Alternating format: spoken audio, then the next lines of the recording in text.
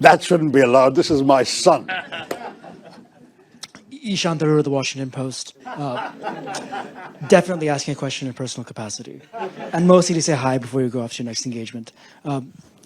Raise the mic. Mostly to say hi before you go off to your next engagement. I'm curious, though, on this tour you've been on, various countries in the Western Hemisphere, have any of your government interlocutors asked you to show evidence of Pakistan's culpability in the initial attack?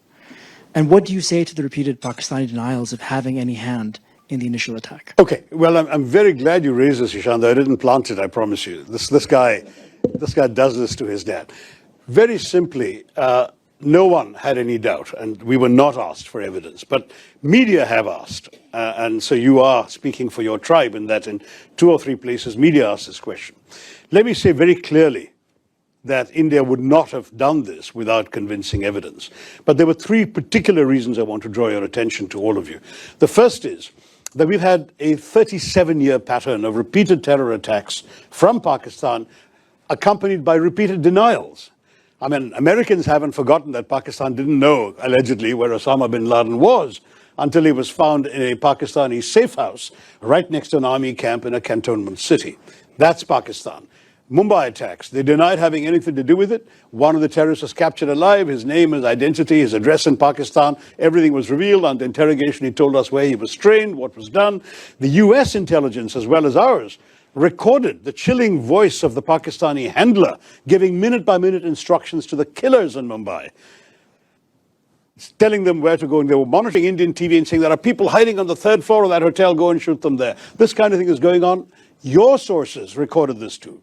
So we know what Pakistan's all about. They will dispatch terrorists. They will deny they did so until they're actually caught with red hands. That's the first. So I agree you're going to say, but that's circumstantial. Sure. Second point. The moment this happened, within 45 minutes or so of this happening, the terrorist attack, a group called the Resistance Front claimed credit. Who are the Resistance Front? They're a well-known proxy front of the Lashkar-e-Taiba, a banned organization listed by the United Nations, listed by the US State Department, which enjoys safe haven in the town of Muridke in Pakistan. The Resistance Front, evidence about the Resistance Front and its doings was presented by India to the UN Committee on Terrorism in December 2023 and repeatedly again in 24. But the problem was, of course, Pakistan too is a member of that committee. The Resistance Front was not listed by the UN, but its identity was known and publicized. These people then claimed credit within a time span. There were no media present when these killings took place. Most of the world hadn't even learned about this when they claimed credit. So that was itself a smoking gun. They repeated that claim 24 hours later.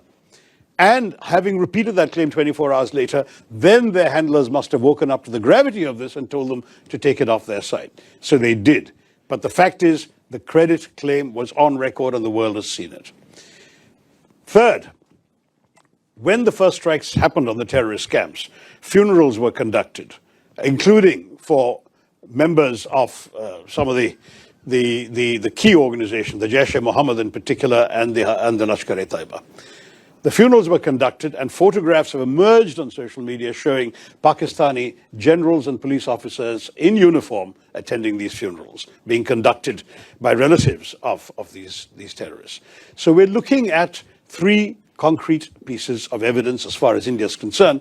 But finally, I can add to the mix, we also have intelligence services. They have been studying very carefully these terrorist attacks.